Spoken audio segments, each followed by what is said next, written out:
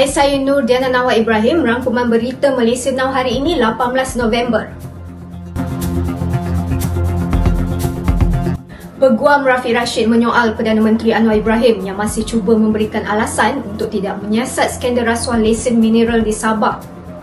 Rafiq membandingkan pendirian itu dengan layanan terhadap Dr. Mahathir Mohamad dan Allahyarham Daim Zainuddin, dua musuh politik Anwar yang berdepan siasatan SPRM.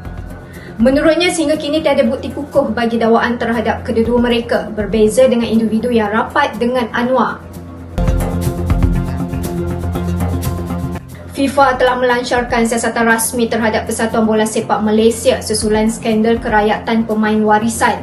Penyiasatan ini melibatkan Setiausaha Agung FMM Nur Azman Rahman serta dua ejen berlesen FIFA. Menurut laporan FIFA, terdapat kemungkinan pemalsuan dokumen kerakyatan dilakukan. Selepas arahannya memasukkan pembetulan dalam sebuah artikel ditolak Malaysia Now, kerajaan Singapura bertindak mengumumkan pengguna internet di pulau itu tidak akan dapat mengakses portal berita itu. Ia merupakan kali pertama Singapura mengharamkan sebuah portal berita Malaysia dengan cuba menggunakan sebuah akta negara itu yang memberikan kuasa meluas kepada kerajaannya menapis sebarang konten yang dituduh tidak benar.